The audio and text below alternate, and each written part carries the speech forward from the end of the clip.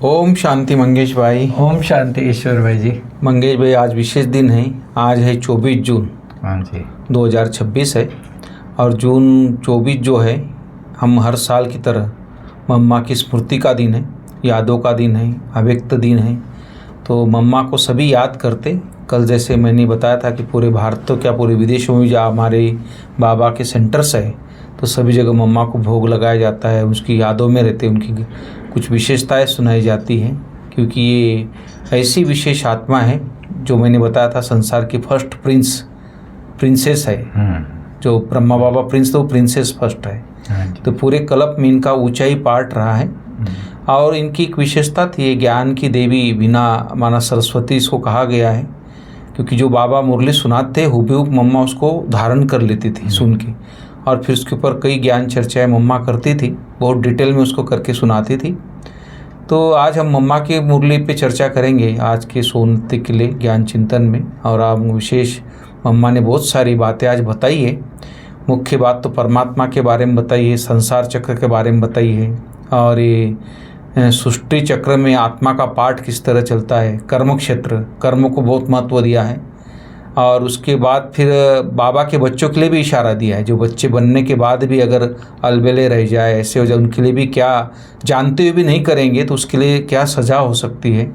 उसके ऊपर ही मम्मा ने हर चीज़, एक एक बात को बहुत अच्छे से क्लियर किया। तो मैं समझता हूँ आप डिटेल उसमें प्रकाश डालेंगे, क्योंकि मम्मा कहती कि यह सृष्टि कर्म का खेत है, और बोलती कि यहाँ पर जहाँ हर एक मनुष्य अपना अपना पार्ट प्ले कर रहा है। बिल्कुल। और इस कर्म क्षेत्र पर कर्म अनादि चीज़ है, क्योंकि अनादि से चला है कर्म चीज़। कई बार लोग बोलते हैं ना, ब्रह्मा कुमारी घरदार छोड़ा देती, ये छोड़ा देती, परिवार छोड़ा देती, लेकिन मम्मा ने क्लियर किया है कि भगवान कोई किसी का परिवार नहीं छोड़ाता है, घर नहीं छोड़ाता है, कर्म को श्रेष्ठ करना सिखाता है। परिवार को संभालते हुए, सबको संभालते हुए अपने कर्मों को श्रेष्ठ बनाओ। तो कर्म ये अनादि है, फर्स्ट कर्म है। कर्म श्रेष्ठ होगा तो आपका जीवन भी, चरित्र भी श्रेष्ठ बनेगा, और उसका ज्ञान बाबा हमको देता है कर्मों का। तो मम्मा कहते हैं कि तुम्हें कर्म छोड़ना नहीं है, लेकिन कर्म योगी बनना है। इसमें परमात्मा भी का भी पार्ट है, जो परमपिता परमात्मा है इस कर्म क्षेत्र पे, इस ड्रामा में परमात्मा का ही पार्ट है, लेकिन वो आत्मा की तरह जन्म मरण के चक्कर में नहीं आता है, क्योंकि वो अनादि है, अविनाशी है, स्वयंभू है। लेकिन वो अवतरित होते ब्रह्मा के तन में, और हम बच्चों को अडॉप्ट करते हैं, अपना बनाते हैं, और ये माया के जो बंधन है इससे छुड़ाते हैं, इससे उपराम करते हैं, और हमको प्योर बनाते हैं। तो इस तरह मम्मा ने जो बातें बताई आज, कि किस तरह हमें माया के इससे छुड़ाकर मूर्जित से सुरजित करते हैं, तो इस तरह पूरे डिटेल मम्मा ने बहुत अच्छी अच्छी बातें बताई। तो मैं समझता हूँ आप थोड़ा इसके ऊपर डिटेल थोड़ा बताइए मम्मा के बारे में। सच में ये जो मम्मा मातेश्वरी जी के जो महावाक्य सुनते हैं ना जी, मम्मा की क्लास सुनते हैं जी, तो ऐसे लगता है कि सच में सरस्वती, हाँ, ऐसे गंगा बह रही है, ज्ञान की गंगा। बाबा ने पॉइंट सुनाया कि उसके ऊपर मम्मा का चिंतन इतना डीप और इतना सहज और इतना स्पष्ट होता है कि बहुत, मतलब एकदम जैसे मन को एकदम आनंदित कर देने वाला होता है मम्मा का जो ज्ञान चिंतन है। तो जैसे आपने बताया कि यह सृष्टि कर्म का खेत है, और आत्मा पार्ट बजाती है, परमात्मा भी पार्ट बजाता है, लेकिन उसका हमारी तरह खाता नहीं बनता है। वो हमको लिबरेट करता है इन सब चीज़ों से, दुख से, अशांति से, विकारों से। तो फिर मम्मा कहती है कि इस सृष्टि के भी कुछ अनादि नियम और कायदे हैं। जी बिल्कुल, उन्हें भी समझना है। सृष्टि में हर चीज का नियम है। हाँ बिल्कुल। अपने शरीर का भी नियम है, पहले बाल, फिर किशोर, युवा, वृद्ध, इस प्रकार से। तो वृद्ध भी जल्दी नहीं, वृद्ध होते होते फिर जड़जड़ीभूत होते हैं, फिर आत्मा शरीर छोड़ देती है, फिर नया शरीर धारण करते। तो ये जन्म का, जैसे आत्मा का शरीर लेने का और छोड़ने का ये नियम बना। तो हर बात का बढ़ना और उसका अंत होना, ये भी नियम है जी। वैसे ही सृष्टि में भी, जैसे शरीर धीरे धीरे छोटा है, बड़ा बड़ा होता जाएगा, फिर जड़जड़ीभूत होके फिर हाँ, तो वैसे ही सृष्टि का कि हर बात में बढ़ता है फिर अंत होता है। इसी तरह सृष्टि की जनरेशन का भी नियम है। एक जीवन की भी स्टेजेस है, तो फिर जन्मों की भी स्टेजेस है, फिर जनरेशन भी जो चली है उसकी भी स्टेजेस है। इसी तरह धर्मों की भी स्टेजेस है। जी। पहला जो धर्म सतयुग त्रेता में है, आदि सनातन देवी देवता, वो बहुत शक्तिशाली धर्म है। फिर अनेक धर्म आते हैं, अपने अपने समय पर वो सतो प्रधान रहते हैं, लेकिन जैसे जैसे सृष्टि तमो प्रधान अवस्था में आती है, सब कुछ तमो प्रधान बन जाता है। फिर वो नष्ट होके फिर सतो प्रधान शुरू होगा। तो ये नियम बना हुआ है।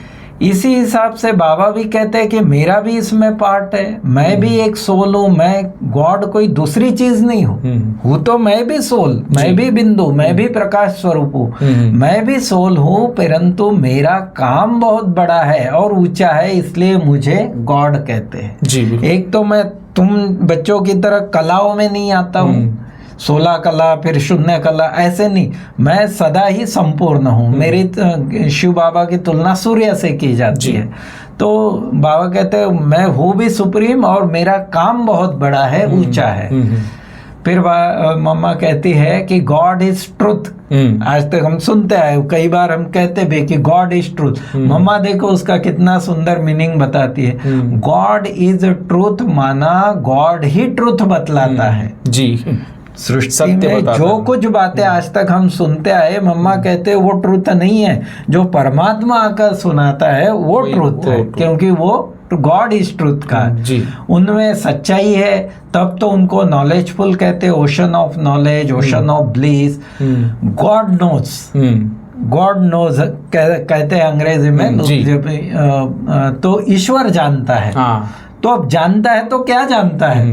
मम्मा कहती है कि ये नहीं है कि भाई ये चोरी कर रहा है, इसके घर में इसने चोरी की, या इसके अंदर ये बुराई है, ये गॉड नोज नहीं है।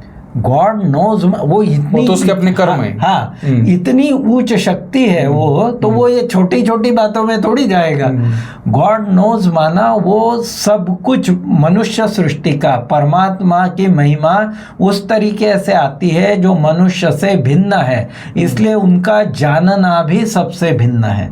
वो जानता है कि आत्माएं कैसे सृष्टि चक्र में आती है, कैसे सतो रजो तमो में आती है, और कैसे अब खेल बदलना है, ये वो जानता है। वो ये नहीं है कि भाई छोटे मोटी बातों के लिए गॉड नोज नहीं कहेंगे।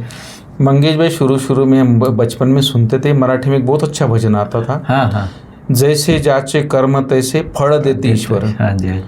और माना देह करी जे जे काही। हाँ जी। आत्मा भोगी ते नंतर। हाँ। शरीर के द्वारा व्यक्ति जो भी कर्म कर लेता है, वो आत्मा को भोगना ही पड़ता है, ये कर्म क्षेत्र है। हाँ। जैसा बीज बोगे तो काटना ही पड़ेगा आपको।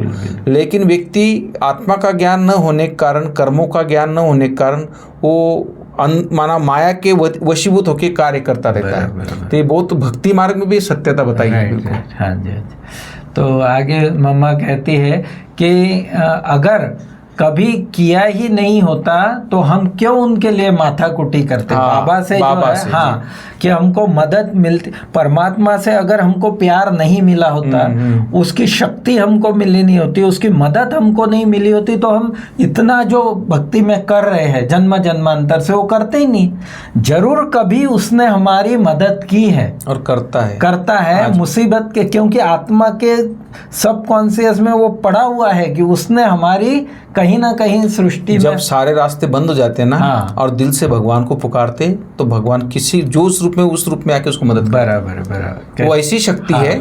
वो बाप है ना, उससे रहा नहीं जाता। फिर हाँ जी, उसको पुकारेगा तो जरूर उसको आके मदद करता है। इसलिए उसको भगवान का आगे, हाँ, जिस पर जब कुछ नहीं होता है तब वो भगवान मदद करता है। इसलिए मम्मा कह रही कि हम भक्ति में जो पुकारते आए कि हे प्रभु दुख हरो, हे प्रभु शक्ति दो, तो कभी उसने दी है हमको। वो याद है, हमारे कंप्यूटर में पड़ा हुआ है, जैसे मेमोरी में, तभी हम उसको याद। मंगेश भाई, वर्तमान में क्या हो गया है, हम कई सहारे बना लिए हैं। हाँ जी, तो हम उस सहारे पे डिपेंड रहते हैं। हाँ। तो भगवान को भूल जाते हैं। बिल्कुल। लेकिन जो हमने संतों को देखा, हमारे महाराष्ट्र में ज्ञानेश्वर है, तुकाराम है, इन्होंने एक बल एक भरोसा विट्ठल बना, एक बस वही सब कुछ है। तो भाई साहब उन्होंने उसको मिलना था ऋषि को, तो दीवार पे बैठे थे, तो दीवार को ऑर्डर, जड़ चीज को ऑर्डर, वो दीवार चलने लग गई थी। तो ये क्या शक्ति थी? बिल्कुल, ये परमात्मा का इज्जत का सवाल था। हाँ। भाई भगवान के हमने आराधना की, उसको हमने बोला है और एक बल एक भरोसा बोला है, तब जाके वो जड़ चीज भी चलने लग गई थी। हाँ, और भैसा ने भी मंत्र बोले थे। हाँ, सोचो आप, ये प्रैक्टिकल है ना। तो ये श्रद्धा भावना जो है एक के प्रति होगी ना, भगवान के प्रति, भगवान उसको मदद करता है। लेकिन हम कई सहारे बना के रखेंगे तो फिर उससे बुद्धि योगी नहीं रहेगा तो कहाँ से मदद करेगा? तुम सारों से ले लो भाई।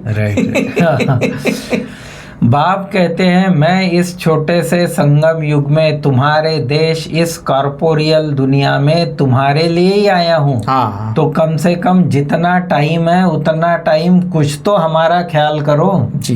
बाबा कहते हैं, मैं अपना धाम छोड़ के इस पतित पुरानी छीछी दुनिया में तुम्हारे खातिर आया। बिल्कुल बिल्कुल। तो और वो भी थोड़े समय के लिए। तो बाबा कहते हैं कुछ तो ख्याल करो, अभी थोड़ी मेहनत की बात है, अभी तुम कैसे भी करके मर मिट के भी पवित्र रहने की प्रतिज्ञा करो जी।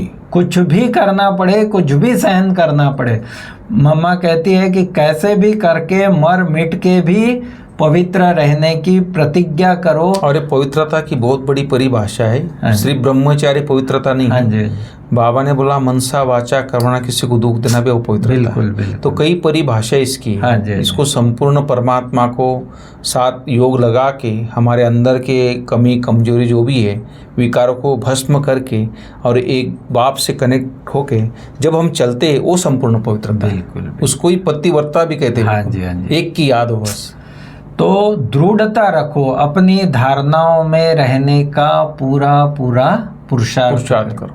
जो ज़रूरी है वह तो तुमको फ्री करता हूँ। बाबा कहते हैं ऐसे नहीं कि 24 घंटे मेरे इसमें, मैं तुमको घर गृहस्थ संभालने के लिए तुम्हारा समय दिया है, तुम वो करो, ऐसे नहीं। लेकिन फालतू झंझटों से जो तुम दुखी हुए हो, सही है। और अब जो समय है वो समेटने का समय है, अब तुम विस्तार में नहीं जाओ ज़्यादा। बिल्कुल, बिल्कुल। तो इन झंझटों से तुम कैसे छूटो वही तुमको मैं बतलाता हूँ जी।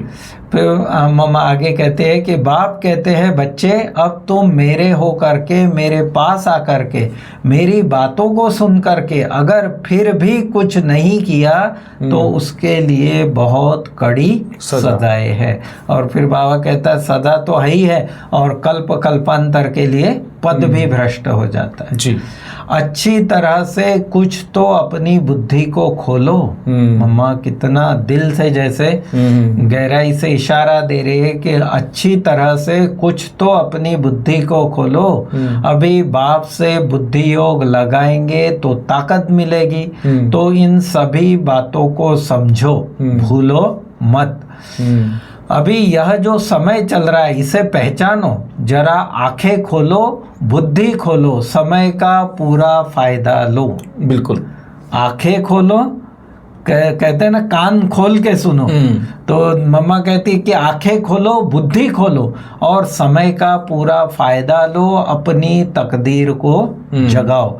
ये जैसे मम्मा में भी जैसे रहम का वो दिखाई दे रहा है कि नहीं बच्चे अभी पुरुषार्थ करो। बिल्कुल, ऐसे बाप दादा और माँ के मीठे मीठे बहुत अच्छे खबरदार रहने वाले बच्चों प्रति, मीठे मीठे बहुत अच्छे और खबरदार रहने वाले बच्चों प्रति बाप दादा और मम्मा का गुड मॉर्निंग जी। फिर मम्मा से प्रश्न पूछा गया कि मम्मा हम चलते फिरते योग की ऊंची अवस्था में कैसे स्थित हो सकते हैं? तो उसका भी मम्मा ने बड़ा सुंदर उत्तर दिया कि वास्तव में अपनी यह लाइफ नेचुरल योग की ही हो जानी चाहिए। बिल्कुल, क्योंकि योग है निश्चय। योग की देखिए नई डेफिनेशन जैसे मम्मा ने बताई कि योग माना निश्चय, स्वयं में भी निश्चय तो बाबा में भी निश्चय तो समय में भी निश्चय। आपका चेहरा सदा सुख स्वरूप रमणीक दिखाई दे, अशुद्ध संकल्प विकल्प न रहे, ईश्वरीय आनंद में आंतरिक मगन अवस्था में रहो। ऐसे ईश्वरीय अलौकिक मीठी प्योर लाइफ बनाने का अभी गोल्डन चांस मिला हुआ है। तो ऐसी अवस्था बनाने के लिए थोड़ी मेहनत करो। शुरू में तो मेहनत करनी पड़ती है, क्योंकि कई सारी हमारे अंदर आदतें हैं ना। हाँ जी, वो आदतों के कारण हम उसमें फिर ज्ञान योग नहीं कर पाते। बिल्कुल, वो पुरानी आदत मिटाना है तो ज्ञान योग को थोड़ा मेहनत करके तो लाइफ को चेंज करना पड़ता है। तब वही बात मम्मा कहती है कि सिर्फ व्यक्त बातों से नाता तोड़कर अव्यक्त संबंध से नाता जोड़कर रखना तो याद सहज हो जाएगी। बिल्कुल सही, वरदान। बहुत अच्छा मंगेश भाई, आपने जो मम्मा की बातों को बहुत अच्छे से सामने रखा है और एक एक चीज़ क्लियर करके बताइए। और आज वरदान बहुत अच्छा मंगेश भाई कि बाप दादा के साथ द्वारा माया को दूर से ही मूर्छित करने वाले मायाजित जगत जित वो कहा है खास। तो दूर से ही मूर्छित करने वाले माया, ऐसे नहीं उसको चाय पानी पिलाओ बिठाओ ये करो नहीं, दूर से ही मूर्छित करो।